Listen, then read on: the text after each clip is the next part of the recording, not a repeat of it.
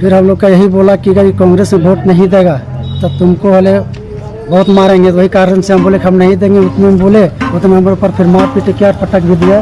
किसी सिंह की मेरा गाल में चिन्हा है और पैर में भी लगा हुआ है, डंडा में लगा हुआ है। ये मारने वाला है दिनेश साहब, बाप का नाम डेगा साहब, फिर दीनू साहब बाप के नाम, जगदीश साहब, और वो मारने वाला था ये दशरथ साहब और बाप का नाम झरी साहब। ये सब मारने वाले थे। फिर वहाँ से हम किसी तरह से भागते हुए घर आए। घर में आकर के हम चले गए केरेडाड़ी थाना में हम एप्लीकेशन लिख के डाले हैं।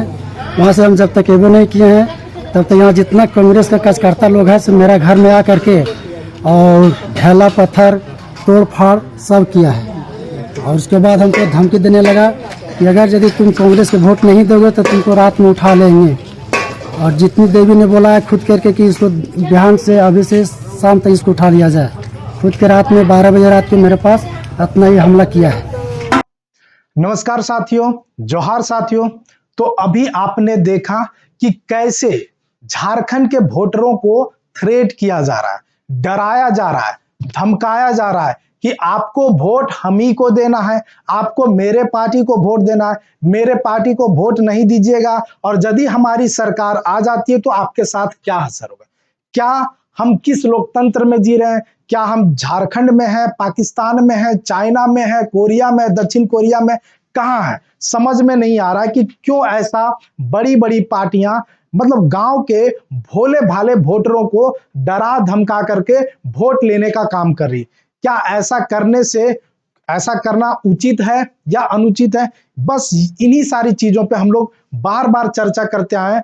मत अधिकार, वोट मतलब क्या होता है? मत अधिकार देने का मतलब क्या होता है कि अपना वोट, हमारा मत है, मेरा मन कि हम किसको देंगे, हमारा कौन रिप्रेजेंटेटिव, हमारे लिए भविष्य में कौन काम करेगा, ना कि हम किसी कहने के किसी कहने के, किसी के डराने धमकाने से हमको वोट देना।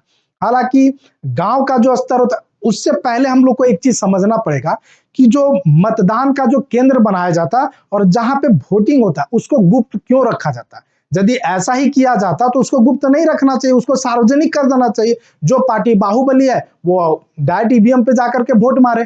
क्यों उसको सुरक्षित बनाया जाता है? क्यों ऐसा कि बाहर में जो अधिकारी बैठे हैं वह भी अधिकारी वोट देख नहीं सकते हैं कि कौन किसको वोटिंग कर रहा है। और यहाँ पे खुलेआम कि अभी आपने जो वीडियो देखा, जिस ये वीडियो जो है वो बड़का गांव का है। और बड़का गांव का जो हम थोड़ा सा एक दिन पहले का ये जो हम लोग के पास आ रहा है कि ये जो बोला जा रहा है कि बड़का गांव के जो विधायक है ना, अंबा प्रसाद, उनके भाई कैश कांड क्या है कि रात में क्या है वो कैश पैसा बांटना शुरू किए।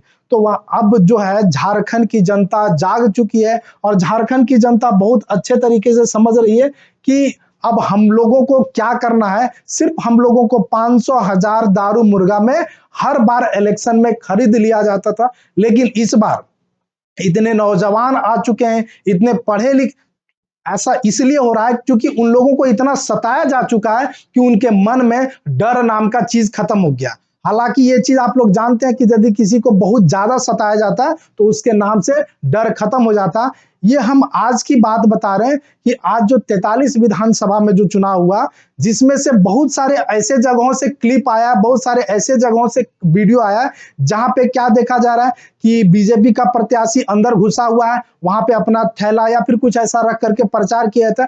जबकि ये निर्वाचन आयोग से बिल्कुल गलत है कि आप अपना बूथ पे किसी भी तरह का एडवर्टीजमेंट नहीं कर सकते। दूसरी सबसे बड़ी बात होता है कि गांव में जब गांव के केंद्रों पे गांव जब जाते हैं तो गांव का मानसिकता क्या होता है, वहां हर पार्टी के बूथ मैनेजमेंट बैठे होते हैं या फिर जो पर्ची देने का काम करते हैं। जैसे कहने का मतलब है कोई बीजेपी का पर्ची काट के बैठा है, कोई कांग्रेस का पर्ची के लिए बैठा है, कोई जेएमएम का, कोई जेएलकेएम का।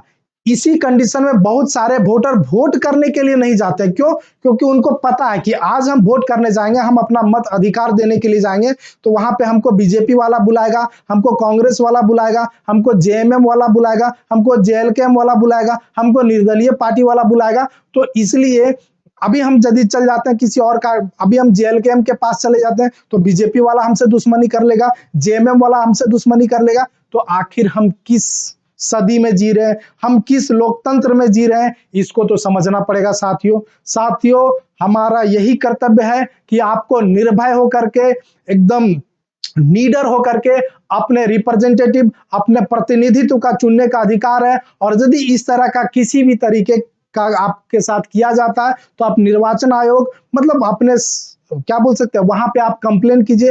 अब देखिए क्या होता है कि गांव में बहुत सारे लोग भोले भाले लोग होते हैं, वो वहां के जो मुखिया होता है, सरपंच होता है, उनसे काफी डरते हैं और वो अपना मत का अधिकार है ना, जो मत देने का होता है, वो डर में देते हैं। तो साथियों आपको बिल्कुल नहीं डरना है, हम लोग आपके लिए खड़ा है। कम से कम आप निर्वाचन आयोग तक ना, हम लोग तक मैसेज पहुंचाइए। हम लोग आपके घर आ करके यदि इस तरह का कुछ होता है तो उसको लेकर के हम लोग आगे बढ़ेंगे। हम लोगों का काम है सजग करना, जागरूक करना। अभी तो ये 43 विधानसभा का चुनाव हो चुका है, अब जो बचा हुआ है ना, बचा हुआ जो 37 विधानसभा का जो चुनाव होना है या 38 जो भी बचा हुआ है, इसमें से आपको जागरूक होना है। आपको समझना पड़ेगा कि हमको ऐसी पार्टी को वोट देना है जिससे आंख से आंख मिला करके बात किया जा सके, ना कि डर में जिया जा सके। साथियों बस आज के लिए इतना ही। आपको हमारा वीडियो सही लगा तो लाइक, शेयर और सब्सक्राइब करें। जोहार।